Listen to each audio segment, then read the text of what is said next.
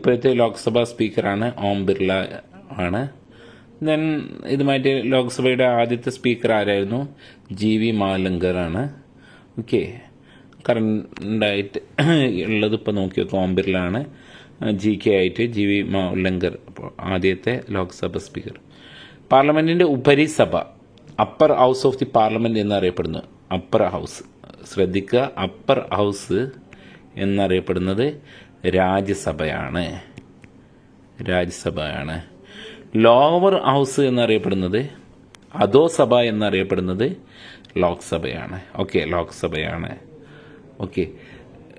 രാജ്യസഭയിലേക്ക് രാഷ്ട്രപതി നോമിനേറ്റ് ചെയ്യുന്ന അംഗങ്ങളുടെ എണ്ണം 12 ആണ്. ദെൻ ധനബില്ലുകൾ ആരംഭിക്കാനും ഭേദഗതി ചെയ്യാനുള്ള അധികാരം ലോക്സഭയ്ക്ക് മാത്രമാണ്. എക്സ്ക്ലൂസീവ് റൈറ്റ് ഓഫ് ലോക്സഭയാണ്. ഒരു ധനബില്ലിനെ ചർച്ച ചെയ്യാനും ആ ധനബില്ലിനെ കുറിച്ച് ചർച്ച ചെയ്യാനും അതിൽ ഭേദഗതി ചെയ്യാനുമുള്ള അധികാരം is the only exclusive power of Lok Sabha. ഇനി 10ാമത്തെ ചോദ്യം നോക്കാം. തന്നിരിക്കുന്നവ പട്ടികപ്പെടുത്താനാണ്. സ്ഥിരം സഭ, അധ്യക്ഷൻ സ്പീക്കറാണ്. കാലാവധി 5 വർഷമാണ്. അംഗങ്ങളെ നിയമസഭ അംഗങ്ങൾ തിരഞ്ഞെടുക്കുന്നു. അംഗങ്ങളെ ജനങ്ങൾ നേരിട്ട് തിരഞ്ഞെടുക്കുന്നു. കാലാവധി 6 വർഷമാണ്. നമുക്ക് കുറേ കാര്യങ്ങൾ തന്നിട്ടുണ്ട്. ഇത് സോർട്ട് ഔട്ട് ചെയ്യുക രണ്ടിലേക്ക്. എങ്ങനെ? രാജ്യസഭയിലേതാണ്?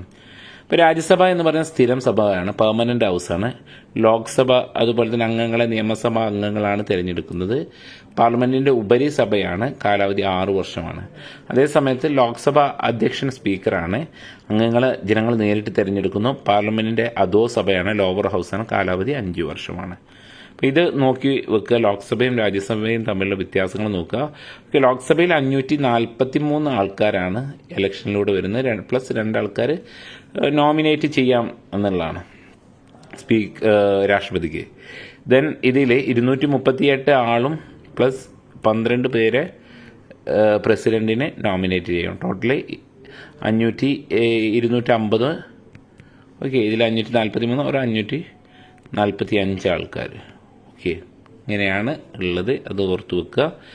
ദെൻ അടുത്തത് ദ്വിമണ്ഡല നിയമനിർമ്മാണ സഭയുടെ ഗുണങ്ങൾ എന്തെല്ലാമെന്നാണ്. ദ്വിമണ്ഡലം, 2 മണ്ഡലങ്ങളുണ്ട്. ലോക്സഭ 2 ഹൗസസ് ഓഫ് പാർലമെൻറ്റ് എന്നർത്ഥം. ലോക്സഭ രാജ്യസഭ എന്നുള്ള രീതിയിൽ ഇന്ത്യൻ പാർലമെൻറ്റിനെ എന്ത് ചെയ്തിട്ടുണ്ട്? വർഗീകരിച്ചിട്ടുണ്ട്. അതായത് വലിയൊരു രാജ്യമായതുകൊണ്ട് തന്നെ വൈവിധ്യങ്ങളുള്ള രാജ്യങ്ങൾക്ക് അത്യന്താപേക്ഷിതമാണ് ദ്വിമണ്ഡല സഭ. ദ്വിമണ്ഡല വ്യവസ്ഥ.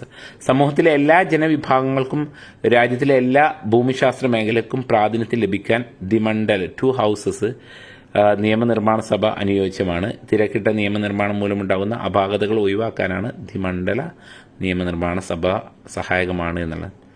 ഇനി രാജ്യസഭയുടെ പ്രത്യേക അധികാരങ്ങൾ എന്തെല്ലാം, ലോക്സഭയുടെ പ്രത്യേക അധികാരങ്ങൾ എന്തെല്ലാം എന്ന് നോക്കാം. ഇത് 2 മാർക്ക് അല്ലെങ്കിൽ 3-4 മാർക്കിന് വരുന്നതാണ്.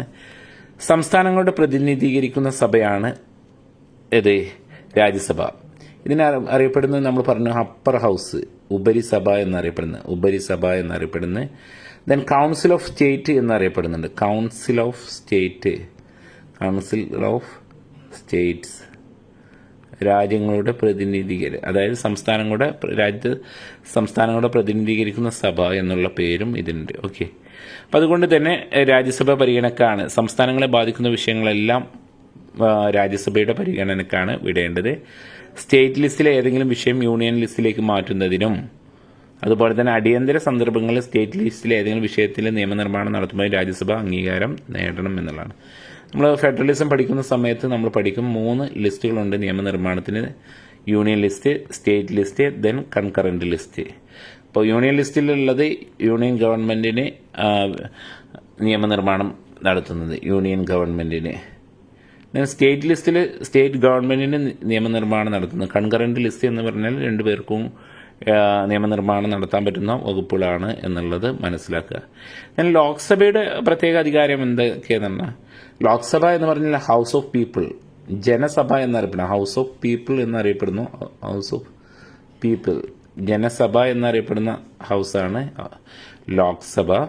Then lower house of the parliament എന്നറിയപ്പെടുന്നത് അധോസഭ എന്നും ലോവർ ഹൗസ് ഓഫ് ദി പാർലമെൻറ്റാണ്. നമ്മൾ നേരത്തെ പറഞ്ഞ 543 ആൾക്കാരെ തിരഞ്ഞെടുക്കുന്നു, 2 ആൾക്കാരെ രാഷ്ട്രപതിക്ക് നോമിനേറ്റ് ചെയ്യാൻ പറ്റും എന്നുള്ളതാണ്. അപ്പോൾ നോക്കാം, ഇവരുടെ എക്സ്ക്ലൂസീവ് അധികാരമാണ് ധനബില്ല്, മണി ബില്ല് ലോക്സഭയിൽ മാത്രമേ അവതരിപ്പിക്കാൻ പറ്റുള്ളൂ. 3 തരത്തിലുള്ള ബില്ല് ഉണ്ടെന്ന് കഴിഞ്ഞ വീഡിയോയിൽ നമ്മൾ പറഞ്ഞിട്ട്, ordinary bill, constitutional amendment bill, അതുപോലെ തന്നെ മണി ബില്ല്. അപ്പോൾ money bill exclusive right of ലോക്സഭയാണ്. ലോക്സഭയുടെ എക്സ്ക്ലൂസീവ് ആയിട്ടുള്ള റൈറ്റാണ് ഏത്?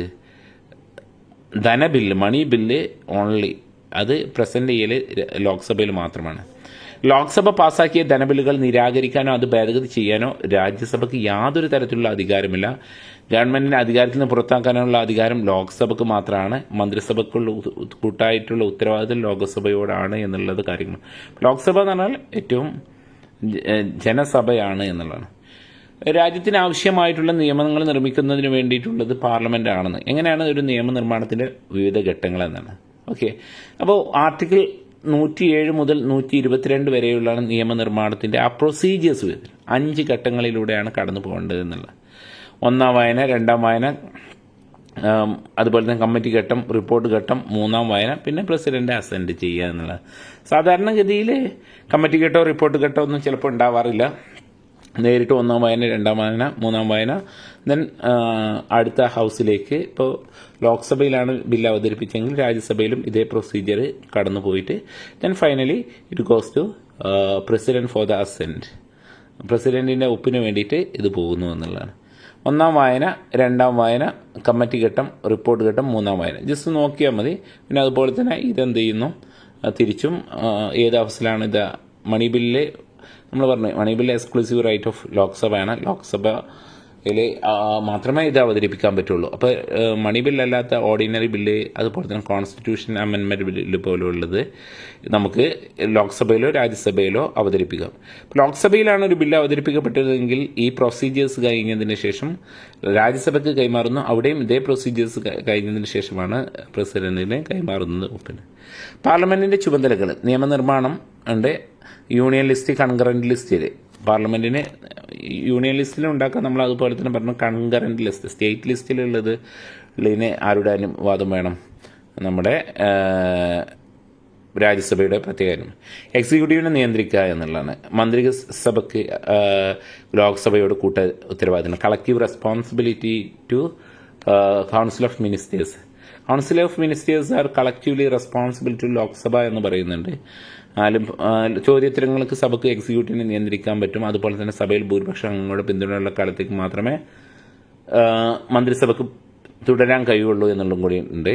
സാമ്പത്തിക ചുമതല ഉണ്ട്, നികുതി ചുമതല, അതുപോലെ തന്നെ ചർച്ചാപരമായിട്ടുള്ള ചുമതല, ഭരണഘടനാപരമായിട്ടുള്ള ചുമതല, അതുപോലെ തന്നെ തെരഞ്ഞെടുപ്പ് ചുമതല, നീതിന്യായ ചുമതലയാണ്. പാർലമെന്ററി നിയന്ത്രണം എന്നാൽ എന്ത്? ഇതൊരു ഇമ്പോർട്ടൻ്റ് ആണ്. എന്താണ് പാർലമെന്ററി ടൂൾ ഓഫ് നിയന്ത്രണം? ഓക്കെ, എങ്ങനെ റെസ്ട്രിക്റ്റ് ചെയ്യാം, അതിനുള്ള മാർഗങ്ങൾ. ഓക്കെ, പാർലമെന്ററി ഭരണ രീതിയിൽ നിയമനിർമ്മാണ സഭ കാര്യനിർവഹണ വിഭാഗത്തെ ഉത്തരവാദിത്വം ഉറപ്പുവരുത്തുന്നതിന് പല മാർഗങ്ങളെല്ലാം സ്വീകരിക്കാറുണ്ട്. അതാണ് പാർലമെന്ററി നിയന്ത്രണം എന്ന് പറയുന്നത്.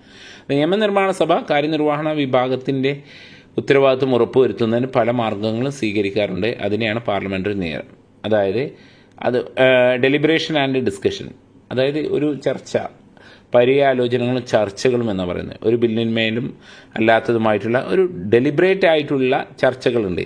അത് ചോദ്യവേളകൾ, ക്വസ്റ്റ്യൻ അവർ, അതുപോലെ 0 അവർ, ദെൻ ഇമ്പോർട്ടൻ്റ് അറ്റൻഷനായിട്ട് വരുന്ന അടിയന്തര പ്രമേയം എന്നിവയിലൂടെയാണ് പൊതുവിഷയങ്ങൾ അവരെന്ത് ചെയ്യുന്നത്, ചോദിക്കുന്നു, അതിന് അംഗങ്ങൾ മറുപടി നൽകുന്നു.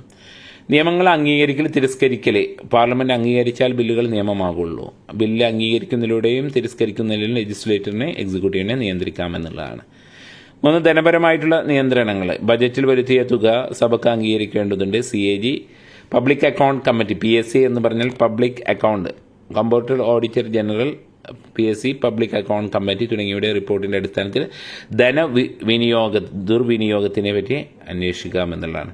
പിന്നെ അവിശ്വാസ പ്രമേയം, നോൺ കോൺഫിഡൻസ് ഏറ്റവും ശക്തമായ ആയുധമാണ്. ഗവൺമെന്റിന്റെ വിശ്വാസം നഷ്ടപ്പെട്ടാൽ, ഓക്കെ, സഭയുടെ വിശ്വാസം നഷ്ടപ്പെട്ടാൽ ഗവൺമെന്റ് രാജിവെക്കണം എന്നുള്ളതാണ്.